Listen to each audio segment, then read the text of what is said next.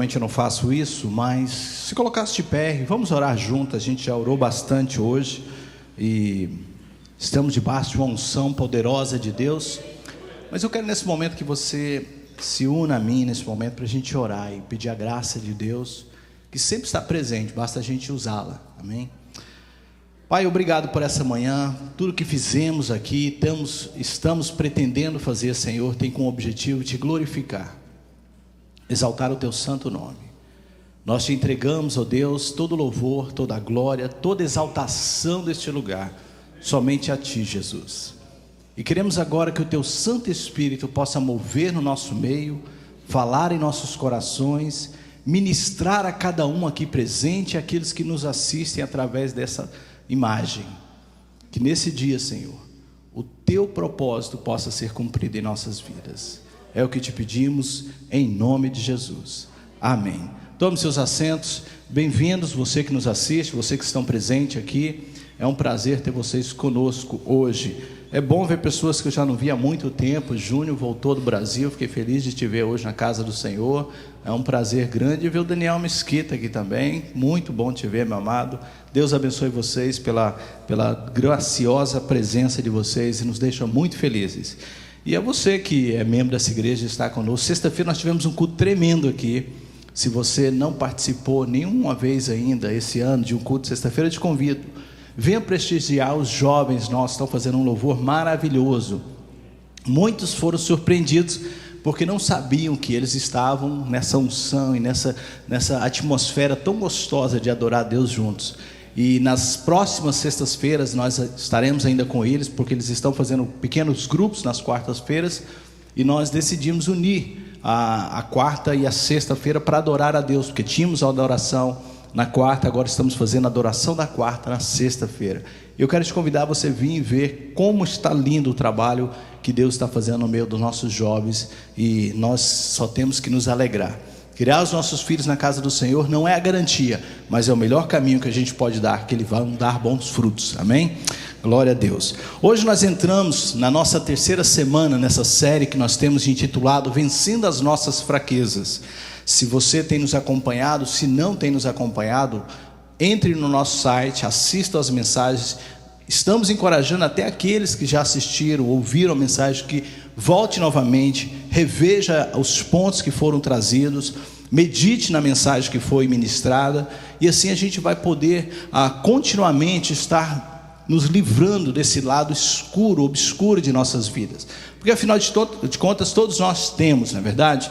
É aquela grande luta que existe, que Paulo sabiamente descreve na carta aos Romanos, capítulo 7 em diante, do nosso desejo de fazer o bem, mas o mal que está em nós querer sempre se manifestar. E nós temos isso, nós vamos viver com isso até o dia que nossa carne se puder revestir da incorruptibilidade que o nosso Senhor Jesus vai nos dar.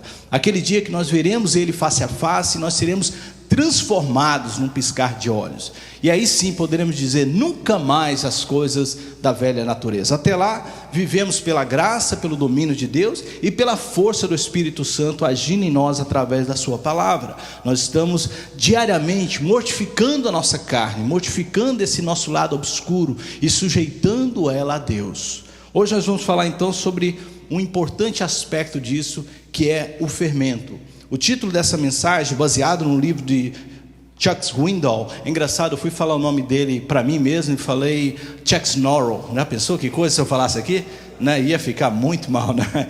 Chuck Swindoll, um grande pregador, escreveu um livro há uns anos atrás, e nós baseamos essa mensagem em cima dele, em cima deste livro. Então hoje é a parte que nós falamos sobre um pouco de fermento que leveda toda a massa. A passagem que nós vamos meditar hoje, se você quiser abrir a sua Bíblia, deixar aberta, porque alguns versículos desse capítulo eu não tenho ele projetado, embora o principal que nós estaremos usando como base, eu tenho ele para você. Mas deixa a sua Bíblia aberta no capítulo de número 5 de 1 Coríntios, depois nós vamos ver outros versículos que está nesse capítulo. Nesse momento agora, olhe para o projetor. Diz o apóstolo Paulo: o orgulho de vocês não é bom. Vocês não sabem que um pouco de fermento faz toda a massa ficar fermentada? Livrem-se do fermento velho, para que sejam massa nova e sem fermento, como realmente são. Pois Cristo, nosso Cordeiro Pascual, foi sacrificado, por isso celebremos a festa não com fermento velho, nem com o fermento da maldade e da perversidade, mas com os pães sem fermento, os pães asmos. Somente até a nossa leitura hoje. D.L.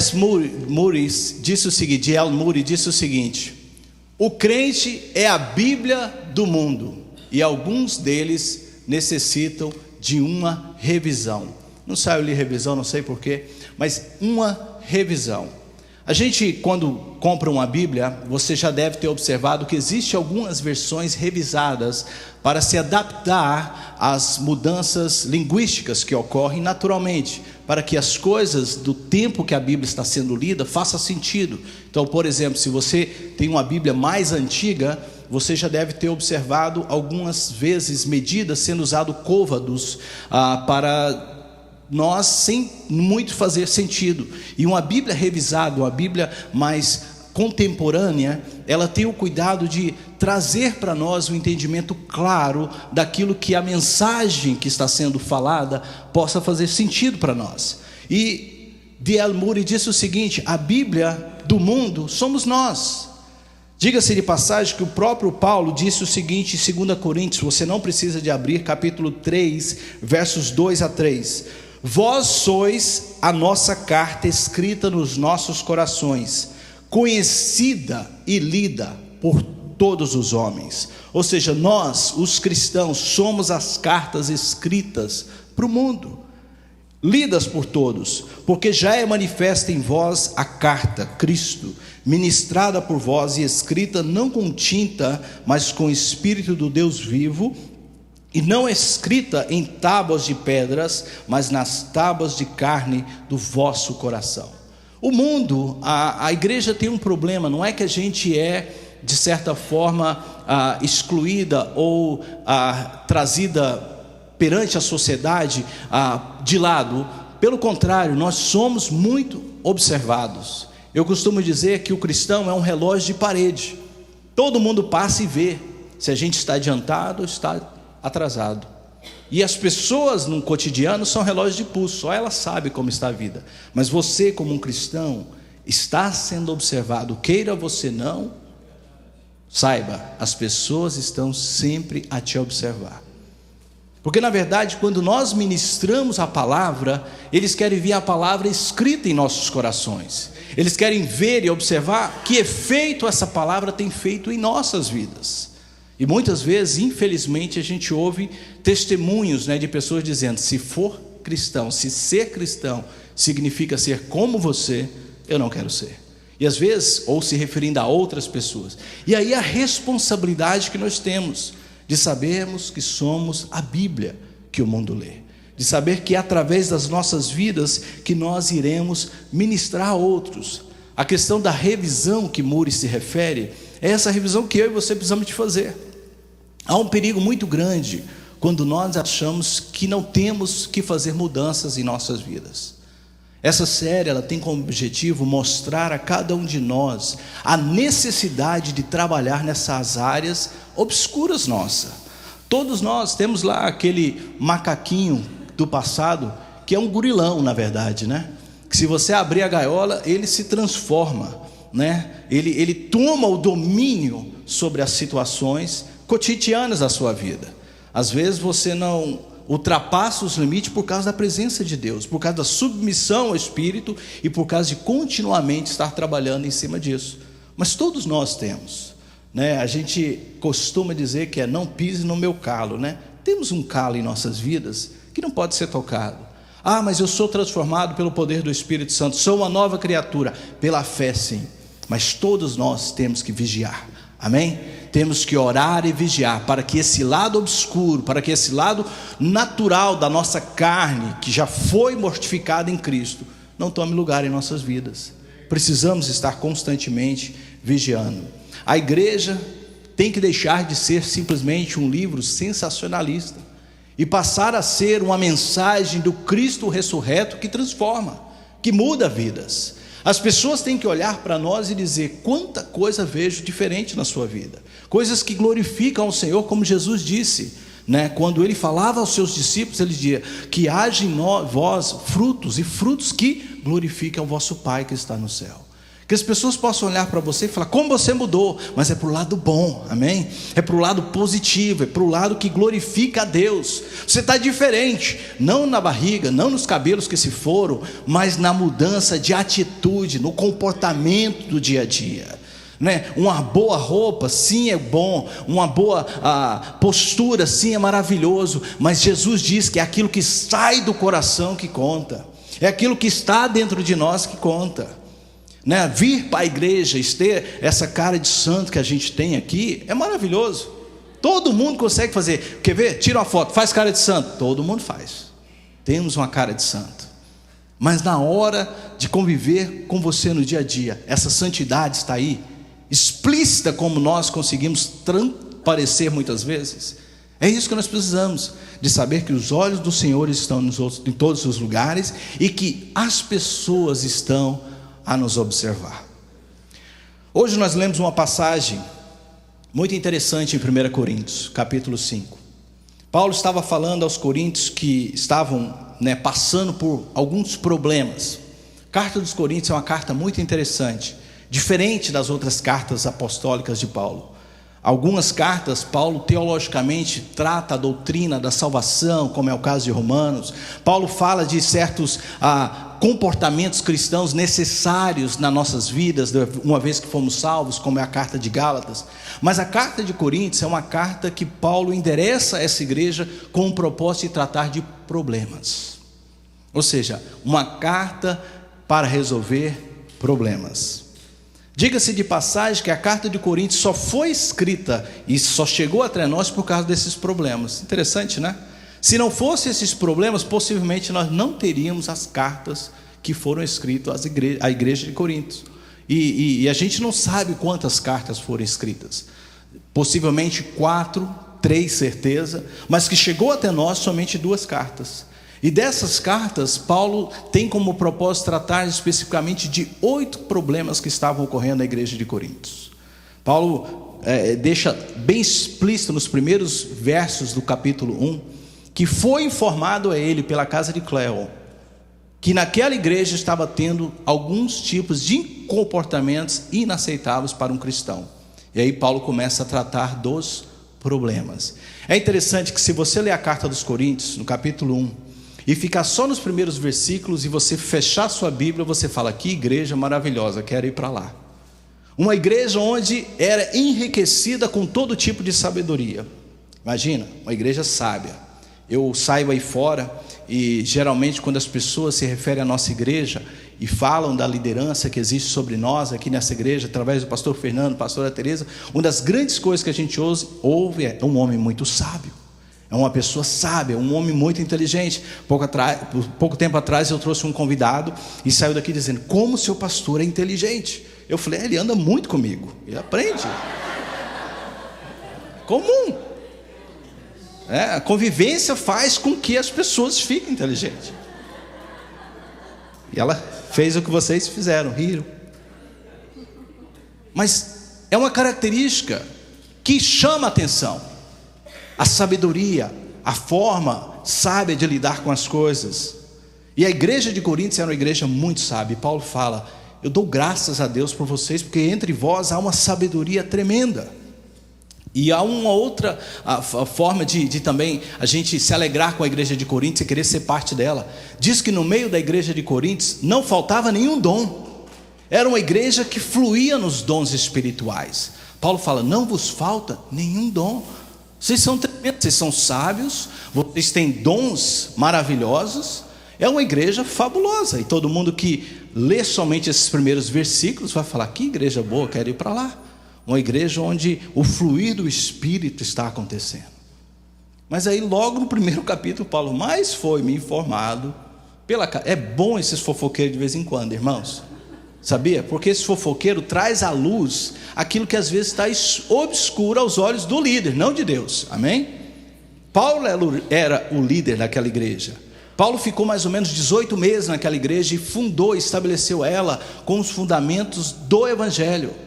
Paulo não trata na igreja de Coríntios de teologia relacionada a doutrinas, porque ele já havia falado isso pessoalmente, diferente da igreja de Romanos, que ele nunca esteve, e foi necessário que ele trouxesse a elas um esclarecimento dos fundamentos básicos da fé cristã. Mas a igreja de Coríntios não precisava disso, e Paulo então já endereça de cara os problemas. Paulo já começa: vocês têm divisão no meio de vocês, que imaturidade, que meninice, vocês estão lidando com probleminhas pequenos no meio de vocês e fazendo facções no meio da igreja. E Paulo começa a falar: essas facções me envergonham como seu líder.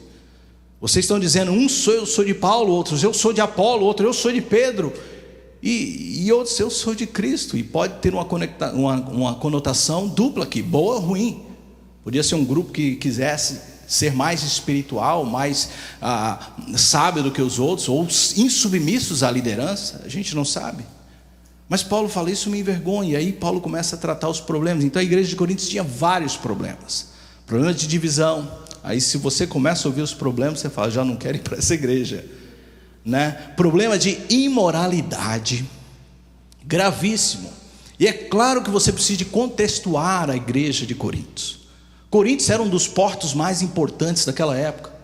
Coríntios estava situada num lugar estratégico, geograficamente falando, tinha um porto tremendo, e para os seus dias, a igreja de Coríntios era uma grande cidade, com mais ou menos 500 mil de habitantes.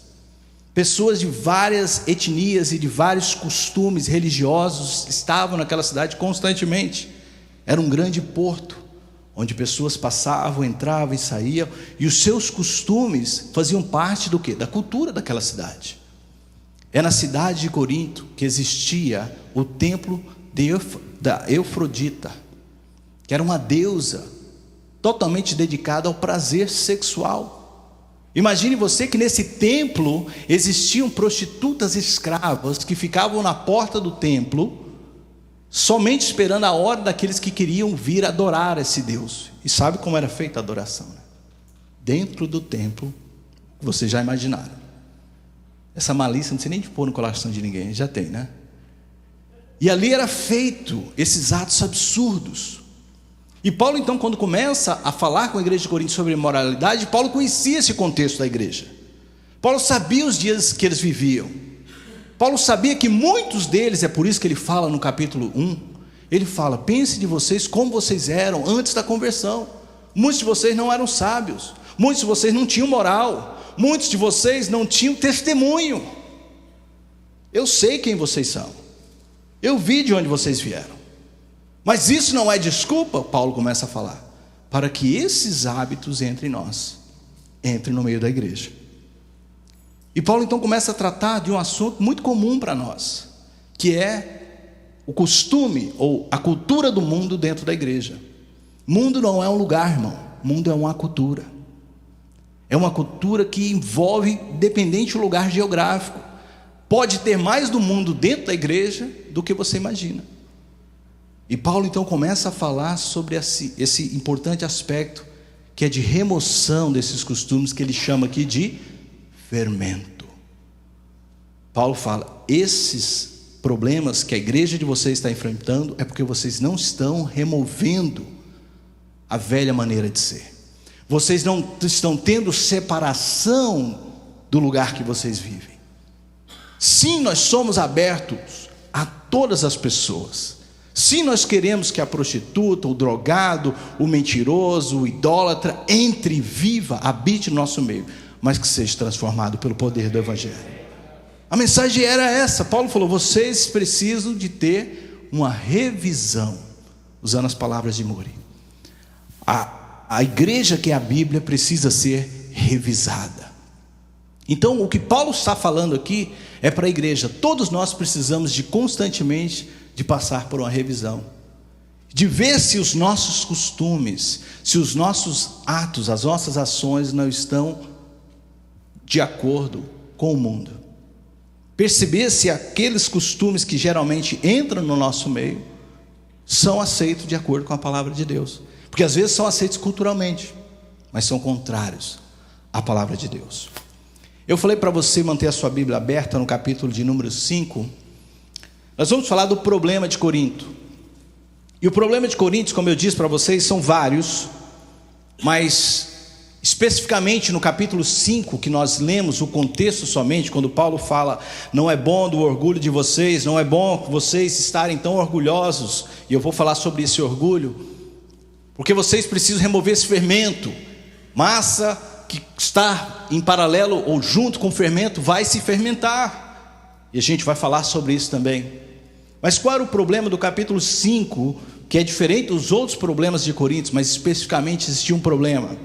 Capítulo 5, verso 1 e 2. Se você tem a sua Bíblia aberta, preste atenção no que diz Paulo. Geralmente, se ouve que há entre vós fornicação, e nós já ouvimos desse púlpito várias vezes o que é fornicação.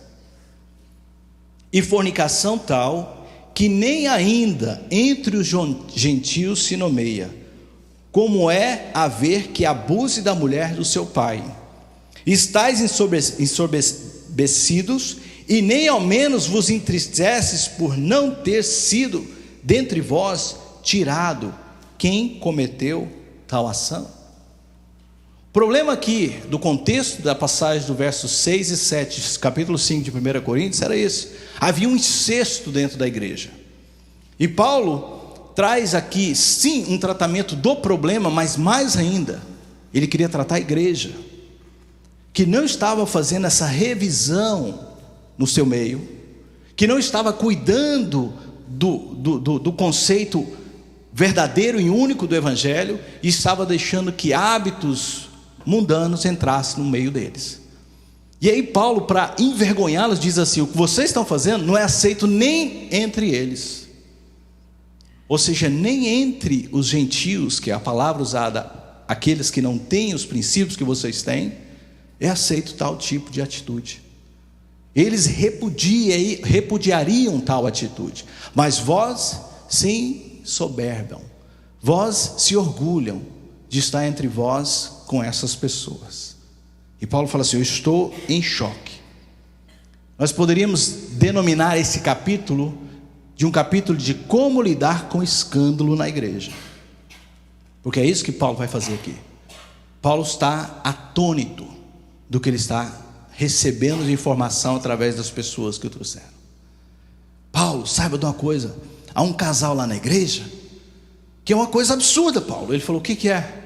Ele está com a mulher do pai dele e vivendo lá no meio dos crentes, dando glória a Deus, dando oferta, e o povo lá tratando. Os líderes que se dizem sábios, que se dizem donos de todos os dons, estão aceitando esse tipo de comportamento.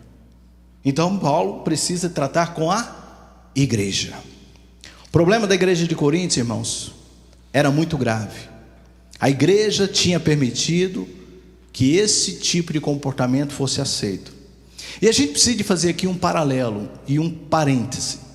Paralelo naquilo que estava acontecendo em Coríntios e entender o que estava acontecendo em Coríntios. Era uma situação específica da igreja de Corinto. Nós não estamos com isso tentando focar em ninguém, em nada. Era um caso de Corinto. Amém? E o parênteses que eu quero abrir aqui é que o que eles tinham de soberba, o que eles tinham de tolerância àquilo, era denominado de uma forma de expressão de amor. Ou seja, nós precisamos de entender a fraqueza desse irmão. Nós precisamos deixar que o Espírito Santo trabalhe nele. Ah, pastor, sabe de uma coisa? A gente tem que amar o pecador. E eu quero abrir um parênteses: isso é uma verdade que precisa estar no meio da igreja, mas nós temos que repudiar o pecado. Nós temos que ter uma diretriz forte, relevante ao pecado. Uma pessoa que chega e é recém no nosso meio, pode ter um tipo de comportamento inaceitável, e você vai falar: pastor, não vai falar nada? Calma, o Espírito Santo está trabalhando. Amém? Mas ele precisa de ouvir que tal comportamento é inaceitável perante a palavra de Deus. Ou seja, então, é um parênteses aberto para dizer o seguinte: há sim uma necessidade de demonstrar amor, há sim uma necessidade de certa forma demonstrar essa tolerância, porque quem trabalha é o Espírito Santo, mas o pecado precisa ser confrontado. Amém? Voltando assim, a indiferença permissiva compeliu o apóstolo não só a pronunciar um julgamento na situação, mas também trazer uma dura chamada de orelha à igreja de Corinto. A gente não tem tempo de entrar nesses pormenores que Paulo entra aqui e fala: pega essa pessoa e lance ela fora para que Satanás seja destruído, o corpo e o espírito se salvem. A gente não tem tempo de entrar nisso. A gente teria que contextualizar essa palavra de Paulo, o que Paulo estava tentando dizer. Quero focar no tratamento que Paulo teve com a igreja e não com o problema em si, porque isso é o mais importante para nós, porque nós estamos falando aqui com a igreja do Senhor. Eles tinham um orgulho muito grande. Paulo, voltando ao verso de número 5, não é boa, na tradução Almeida corrigida, a vossa jactância. Não sabeis que um pouco de fermento faz levedar toda a massa? Foi o texto que nós lemos no início. A Bíblia, na linguagem de hoje, diz o seguinte: não é bom que estejam orgulhosos. Aí Paulo, na tradução, fica muito interessante. Vocês conhecem o ditado? Um pouco de fermento leveda toda a massa. Por que eles eram orgulhosos? Como eu disse para vocês, eles eram orgulhosos da sua sabedoria, eram orgulhosos dos seus líderes, eram orgulhosos dos seus dons espirituais e eram orgulhosos da sua tolerância, da sua capacidade de amar as pessoas independente de como elas são. Só que esse tipo de orgulho era um orgulho que aos olhos de Paulo estava se tornando tolo. Irmãos, o pastor Fernando falou sobre isso semana passada, sobre orgulho. Orgulho é uma coisa que faz a gente ficar tolo, sabia? A gente ouve pessoas orgulhosas das coisas mais absurdas que existem, como é o caso aqui de Corinto. Há, por exemplo, exemplos de brasileiros que se orgulham de coisas absurdas. Aí você fala: mas como é que pode alguém se orgulhar de absurdo? Você fala assim: o mundo é violento. Ele fala assim: o Brasil é mais violento. E tem orgulho de falar isso. Você fala assim: nossa, aqui está feio a estrada, mas Goiânia tem mais buraco que aqui. O cara tem orgulho de dizer que Goiânia tem mais buraco do que aqui. Não é orgulho, Esse dia eu estava conversando com uma pessoa sobre mosquito, e ele estava insistindo que na cidade dele tem mais mosquito, muriçoca do que em qualquer lugar. Eu falei: fique orgulhoso com isso.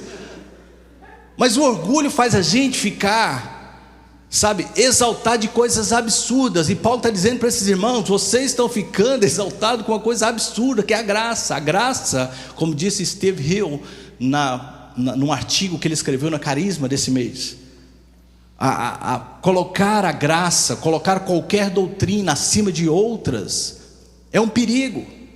E eles estavam colocando a graça, exaltando a graça de Deus. É a graça, temos que amar o pecador incondicionalmente, e não tratavam com problema. E eles estavam orgulhosos disso. Paulo: vocês estão sendo como alguém que diz que tem mais muriçoca na sua casa do que dos outros. Absurdo. Você não tem que se orgulhar disso, isso é uma vergonha. Vocês estão falhando na postura de como igreja. Paulo fala do fermento.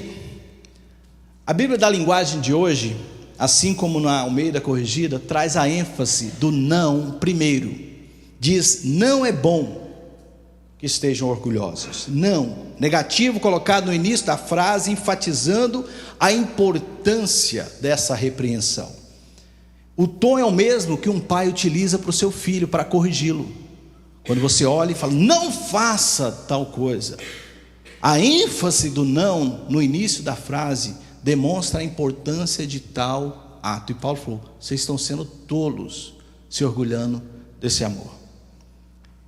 Coloque isso numa aplicação para você. Que momento você vai ter que fazer o divisor de águas da tolerância e graça que tem que estar no seio da igreja, no meio nosso, e que você tem que ser irrepreensível, que você tem que ser direto no que se diz respeito ao pecado.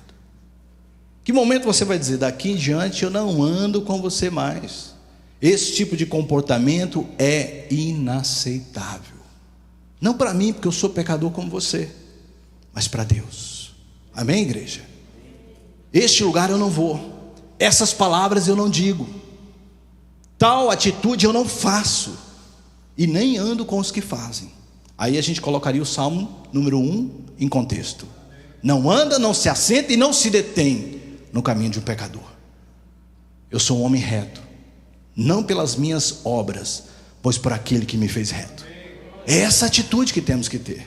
E Paulo estava dizendo: vocês estão sendo tolos quando se orgulham de ter uma graça incomparável no vosso meio. Vocês precisavam ter tratado com esse problema. Igreja, irmãos, precisa tratar com o pecado, e não é falta de amor. Pastor, a gente demonstra amor do ano inteiro. Quando precisamos de repreender ou chamar a atenção, a pessoa: pastor, não tem amor, pastor, não compreende. Compreendo, por isso você está aqui até hoje, não é verdade? Por isso que você anda conosco, porque nós amamos a cada um que Deus traz, e sabendo que nós também somos falhos. Ninguém está aqui apontando o dedo. Como diz o pastor Adalberto, é 1 para você e 4 para mim. A mão está virada aqui. Nós estamos aqui andando juntos, mas precisamos de ter um padrão. Poucos dias eu preguei uma mensagem dentro deste contexto, na sexta-feira, falando de limpeza das nossas casas. E eu dizia que o Salmo 101, escrito por ele ou para ele, escrito por Davi, é possivelmente um dos primeiros salmos escritos de Davi. Isso por causa do contexto. E aquele salmo, se ele foi escrito como um dos primeiros, serviu de modelo ou um desejo que Davi tinha para o seu reino. Eu trouxe 3 pontos na minha mensagem. Eu falei: Davi queria um reino que ele fosse glorificar a Deus, mas para isso ele falou assim: eu vou estabelecer um padrão, eu vou estabelecer um modelo para me seguir. E eu dizia para as pessoas na sexta-feira, não quero ser repetitivo, nem pregar 2 mensagens, mas porque tem a ver com esse assunto. Nosso problema hoje é que a gente não tem um padrão. Padrão, irmãos, é algo que você possa medir. Ah, pastor, é a palavra de Deus. Muitos não conhecem e não leem a palavra de Deus. Nós precisamos de estabelecer um padrão para nossas vidas, um modelo a seguir para você e para os seus filhos. Tal tipo de conversação não é aceito aqui, tal tipo de comportamento não é aceito no nosso lar. Isso vai determinar para onde você vai, porque quando você estabelece um modelo, direciona a sua vida. E Davi diz: na minha vida estabelecerei um modelo. Davi diz também que ele removeria diante dos seus olhos toda a maldade e tiraria do seu coração todo o mal que está nos homens maus. Tiraria dos seus olhos, ou seja, eu não vou deixar entrar e vou tirar o que já entrou. Eu vou limpar a minha casa, porque só assim a gente vai manter a nossa vida limpa, pura e dedicada ao Senhor. Irmãos, lixo não aparece nas nossas vidas, na nossa cabeça, de um dia para a noite. Vai entrando. É algum momento, é alguma hora que você não está atento por não ter um padrão. É dizer: tal filme eu não assisto, tal tipo de comportamento, porque senão entra o lixo. E é lixo pequenininho. E com o tempo, como disse Paulo, é um fermento que contamina toda a massa, contamina a sua cabeça. Para a gente entender esse contexto, o comentarista William Barclay, diz o seguinte: ele explica que temos nesta passagem de fermento, um pouco de fermento contamina toda a massa, uma figura expressa em termos judaicos. Com raras exceções, fermento na Bíblia representa maledicência, maldade, o mal. Os judeus identificavam a fermentação com putrefação. Preste atenção, putrefação. Para eles era como se referisse a algo podre, e portanto em contato com algo não podre estaria contaminando. É a velha história do tomate podre no meio dos outros, né? Esses dias eu cheguei na fruteira lá de casa e falei para minha esposa: olha aqui, tinha essa laranja podre, ia contaminar todas as demais laranjas. E é esse o contexto que Paulo está falando. Por isso que a Bíblia da linguagem de hoje usa como um ditado. Você não conhece o ditado? Tomate podre apodrece todos os outros. Ou seja, um pouquinho de fermento contamina toda a massa. E no contexto judaico, o fermento tinha ainda uma outra ideia da saída deles do Egito, e o mandamento que lhes foi dado para lembrar do Egito, que também simbolizava o pecado e a vida passada, que eles tiveram que sair rapidamente, e não deu tempo de fermentar o pão. E falou: de agora em diante o pão é sem fermento, para lembrar aquele dia que a gente foi livre do pecado, livre da vida passada. Então tinha um sentido muito forte. Embora a igreja de Corinto estava num convívio de gentios com judeus, eles entenderam o que Paulo estava dizendo. Não podemos deixar, porque um pouquinho vai contaminar tudo. O Aurélio, o nosso dicionário, diz que fermento é massa de farinha azeda. Massa de farinha azeda, que misturada com a massa de pão, fermenta toda ela. Fermentação é isso, é início de putrificação, não é à toa que os judeus pensam assim. E nesse processo dos químicos sendo transformados, muda a característica inicial do produto. Suco de uva vira vinho, e aí vai. Vários problemas ocorrem quando esse tipo de elemento está no meio, muda a cara da igreja. Então vamos dizer, o fermento muda a cara da igreja, muda totalmente. Se a gente não tirar, muda. O fermento de Coríntios representava pela arrogância passiva para com um irmão culpado de incesto, penetrou na igreja, corrompendo o seu testemunho. A falta de ação para corrigi-lo foi o que levou Paulo a falar desse problema enorme. Vocês tinham que corrigi-lo. A indiferença é tão grave pecado que eles tiveram, a tão grave pecado os levou a serem repreendidos por Paulo. Qual é a solução que Paulo traz? Ainda no capítulo 5, verso 7, na Almeida Revista Corrigida, diz o seguinte: para restaurar o caráter daquela igreja, do povo de Deus, era necessário uma correção, era necessário uma mudança, e Paulo sabia exatamente o que eles precisavam. Ele diz: alimpai-vos, pois, do fermento velho, para que sejais uma nova massa, assim como estáis sem fermento. Não foi escrito errado, está assim na Bíblia da Almeida revisada e corrigida: alimpai-vos, pois, do fermento velho. Tire esta mania, ou esse comportamento velho da vida de vocês. Arranque fora, joguem fora o fermento do pecado. A Bíblia da linguagem de hoje diz: para ficarem completamente o quê? Diga forte: para ficar o quê? Puros. Pastor, mas ninguém é puro. Mas se tirarmos, vai nos manter na pureza que Deus quer, é o padrão que Deus quer. Pastor, mas não tem jeito de tirar o mal de nós. Mas se a Bíblia está mandando, a gente tem que tirar. Tem que tirar. Pastor, mas nós somos maus por natureza. Amém, então a Bíblia está errada, vamos jogar fora? Não, nós temos que seguir o padrão estabelecido. Joguem fora o comportamento antigo, a aceitação antiga.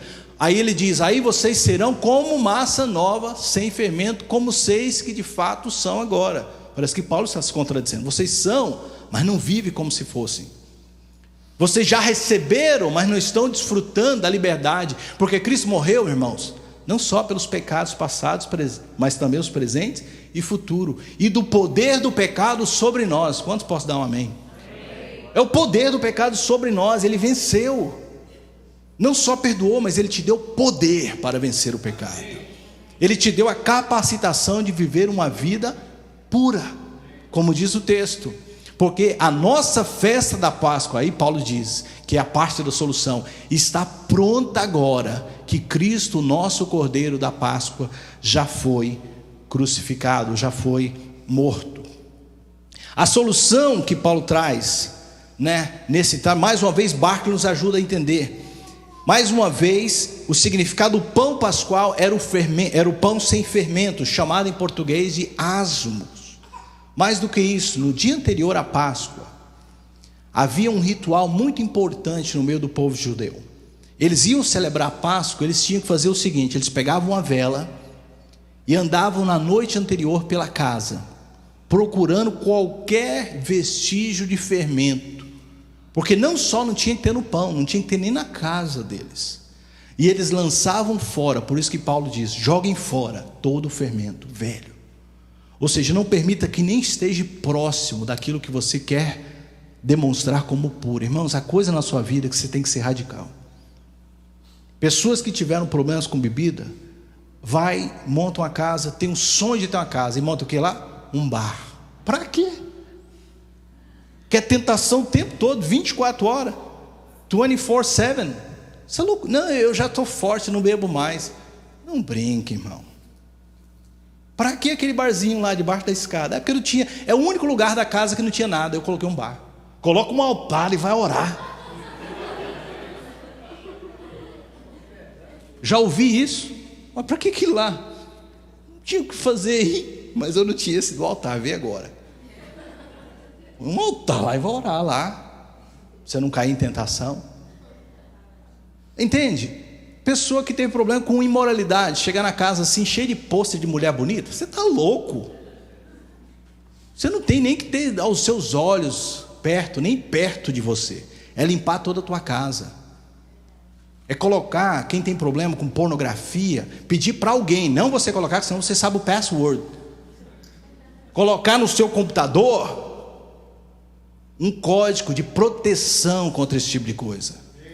Não brinca a sua carne não, joga fora todo tipo de comportamento velho.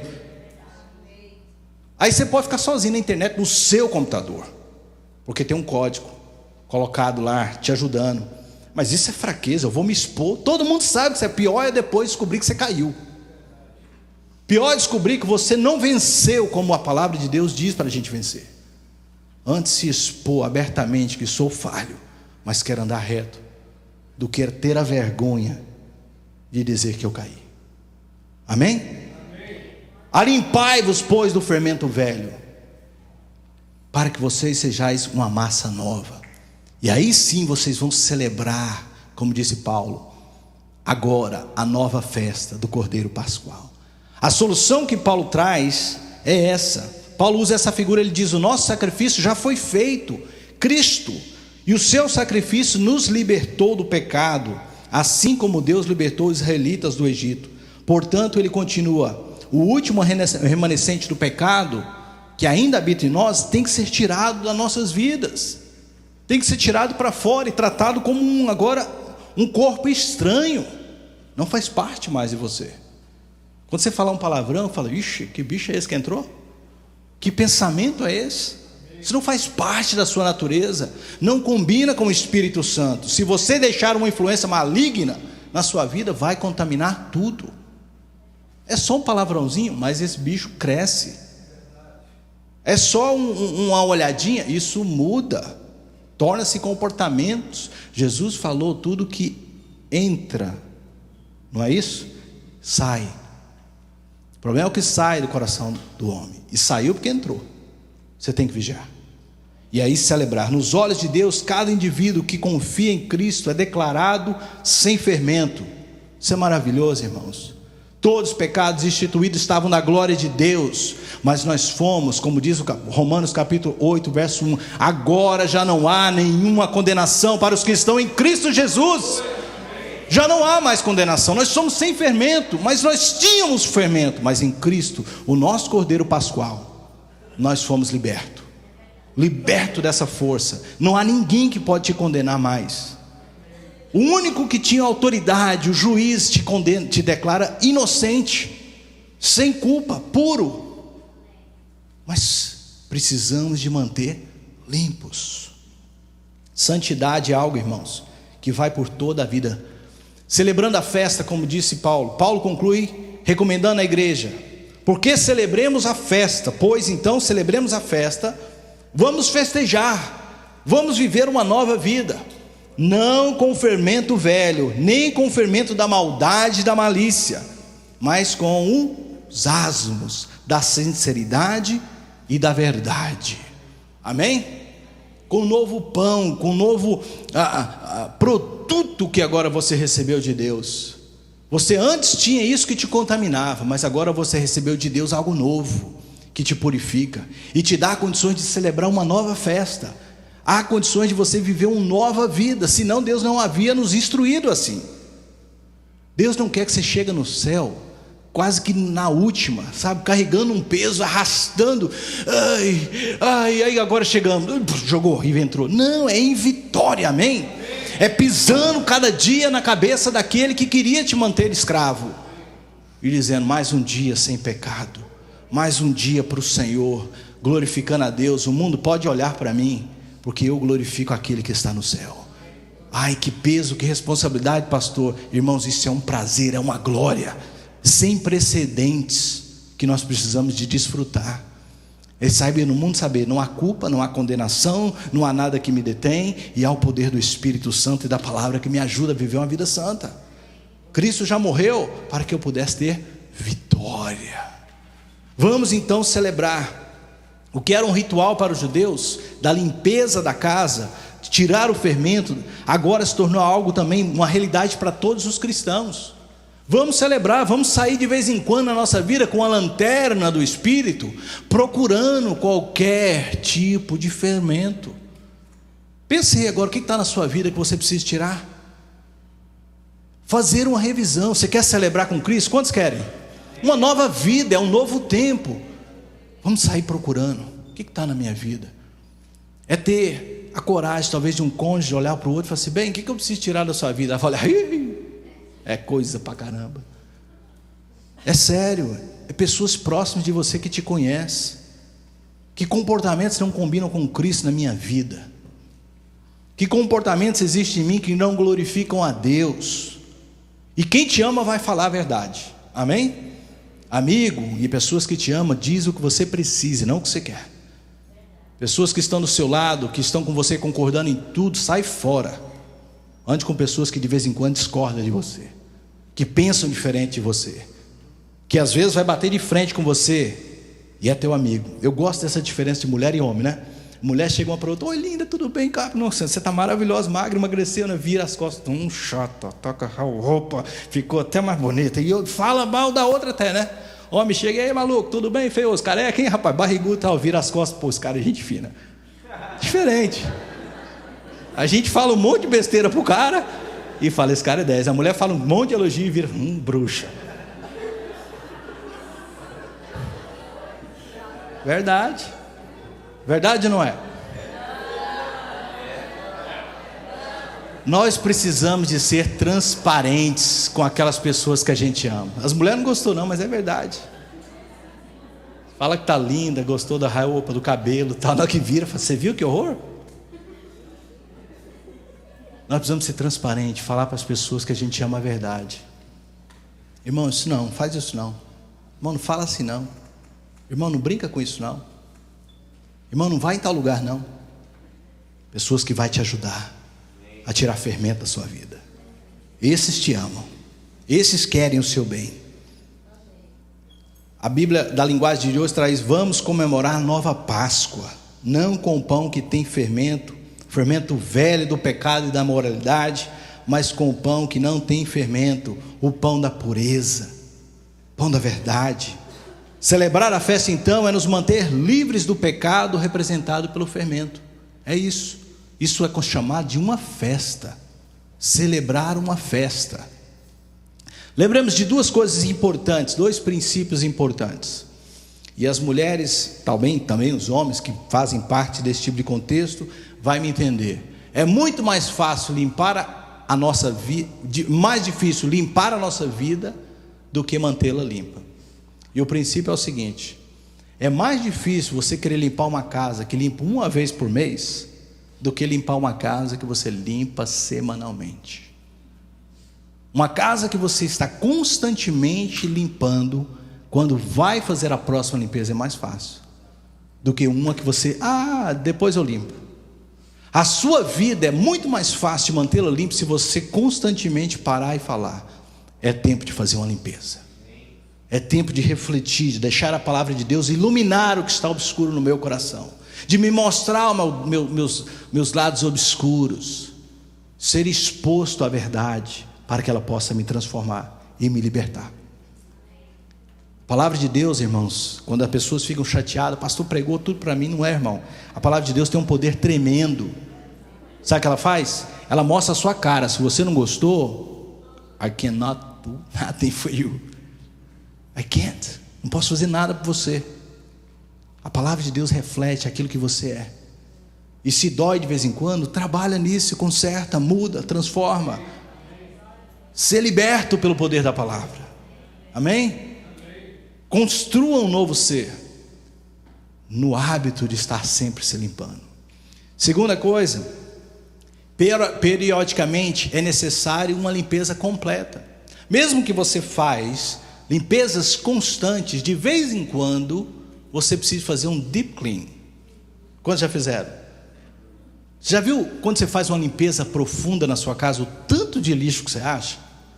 A minha esposa, quando começa naqueles dias de fazer a limpeza profunda, e ela quer me envolver naquele problema dela, que é dela, não tem nada a ver com isso, Mas ela sentiu daquele dia de levantar e limpar tudo. E ela sai, você quer isso? Eu falo, tudo que eu não usei há mais de 6 meses, joga fora. Se eu não estou usando, joga fora, porque é lixo. Porque se eu viver esse tempo todo sem isso, eu não preciso disso. Amém? Ela, e esses CDs, joga tudo fora. Dá para alguém? Eu falei, não, porque se não é bom para mim, não é bom para ninguém. Joga fora, lixo, lixo. E o problema de lixo é o seguinte: lixo, quanto mais tempo fica, mais fede. É assim. Quanto mais tempo permanece na sua vida, mais contamina, mais problema vai dar para desencardir. Tem gente que quase precisa voltar para aquele batismo hoje. Chulup, chulup, chulup. Está limpo? Não. Está enxergando? Né? Está limpo? Não. Continua. Porque tem muito tempo que você não faz essa limpeza. Você tem medo de fazer essa limpeza. Você tem medo de pedir ao Espírito Santo para sondar seu coração. Você tem medo de colocar diante de Deus e falar, Senhor, tudo está errado na minha vida, tira, que senão você trava, né? Que está tudo errado. Pessoas que me ouvem, que é verdade para você também. Pessoas que às vezes oram e falam, Senhor, remove tudo que está atrapalhando de servir. No dia a pessoa está sem emprego, sem amigo, sem tudo. Por que isso? O que aconteceu? Porque tudo isso estava te atrapalhando me servir. Você quer limpeza?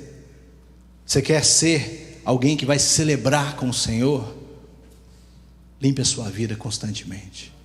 Faça disso uma disciplina. Conclusão dessa mensagem, quero deixar para vocês a ênfase de 3 coisas que foram faladas. Nós, como disse Muri, somos a Bíblia que o mundo lê. Como cristão você tem que ser exemplo. Não se exclua dessa responsabilidade. Não queira dizer, não, isso é problema do pastor, ele tem que ser um modelo. Não, todos nós. Vira a pessoa que está ao teu lado e mete o dedão nela. Você tem que ser exemplo para mim. Sério, fala para ela. Você tem que ser um modelo para a minha vida. Você tem que ser um modelo de crente para mim viver sério para Deus. Ai, isso dói, né? Porque você gosta que as pessoas sejam modelo para você, mas você tem que ser um modelo para os outros. Pare de apontar o dedo e dizer assim, ninguém é perfeito, seja perfeito. Pare de apontar o dedo e falar, todo mundo está errando, seja alguém que não vai errar. Pare de dizer, naquela igreja lá só tem hipócrita, seja um não hipócrita. Simples assim. Você é o modelo. Quando alguém sair e falar de alguém dessa igreja, fala, não, olha para mim, porque eu estou andando com Jesus. Eu vou ser um modelo para você. Chame a responsabilidade para você. Amém? Precisamos de pessoas assim, que são modelo para o mundo. Segundo, não podemos ser pedra de tropeço. Eu não estou falando de perfeição, irmãos, mas estou falando de sermos modelo e com temor de errar. A igreja perdeu o temor, os crentes perderam o temor. Mas temos que lembrar das palavras que muitas vezes a gente não gosta de ler, e que são duras, mas são verdades. Ai daquele pela qual vem o escândalo. Quem disse isso? Pastor Fernando? Pastor Max? Jesus. Isso me traz um temor de andar na misericórdia de Deus diariamente. Eu não sou perfeito, você não é perfeito. Como não ser escândalo se eu sou imperfeito?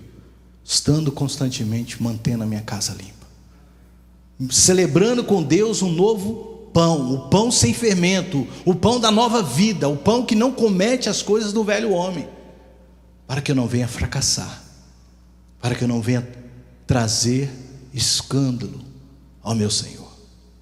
Isso é muito sério, irmãos. Ai daquele, disse Jesus, pela qual vem o escândalo. E terceiro e último, temos que manter a casa limpa. Simples assim. Você vai dar conta da sua vida. Você vai dar conta das suas atitudes. Esquece a pessoa que está do teu lado. Esquece o irmão fulano de tal. Cuida da sua vida. Tira a trave que está do teu olho, porque o cisco dele quem vai tirar é Jesus. Amém? Vamos parar de estar aqui policiando a vida um do outro, dizendo o que vamos fazer com fulano de tal. Não, vamos fazer comigo. É comigo. Eu tenho um testemunho a zelar, eu tenho uma mensagem a pregar, eu tenho um caminho a seguir, e eu vou ser Jesus para o mundo. É isso que Deus espera de você. Cada um vai dar conta da sua própria vida. Então quem limpa a sua vida é você. E aqueles que estão precisando ser limpados, deixa Deus trabalhar na vida deles. Amém? Eu fiz uma promessa para Jesus: nada me tira do seu caminho, Senhor. Se eu vou cumprir eu não sei, mas com a misericórdia de Deus eu vou ficar. E eu pedi para Deus: se for para desviar, me leva. Se for para me glorificar o nome do capeta, me tira a vida. Eu não quero. Eu não quero subir nesse púlpito, pregar a outros e não viver, porque você, como Paulo, vou dar murro no ar e não vou conseguir a vitória. Não sou perfeito. Quem anda comigo sabe. Se você andar comigo, você vai descobrir que eu não sou perfeito. Mas eu quero servir a Deus, e por isso eu mantenho a minha vida limpa. Amém? Vamos orar neste momento. Às vezes, irmãos, fazer faxina profunda incomoda, dá trabalho. Mas é importante. É importante. A igreja de Corinto cometeu um grave erro. Ela começou a se acomodar nas suas perfeições, dizer que já tinha tudo, que estava tudo ok. Afinal de contas, eles tinham todos os dons, eles eram sábios, tinham líderes maravilhosos para se gabar. Era uma igreja bem localizada, grande. Mas Paulo falou: vocês estão falhando em um princípio importante, que é o princípio do autoexame. Examinar cada um a si mesmo, que está na carta de 1 Coríntios, capítulo 11, verso 23. Não é por acaso que aos Coríntios Paulo diz: examine-se, pois, cada um a si mesmo. Então coma desse novo pão, pão sem fermento, pão da nova vida.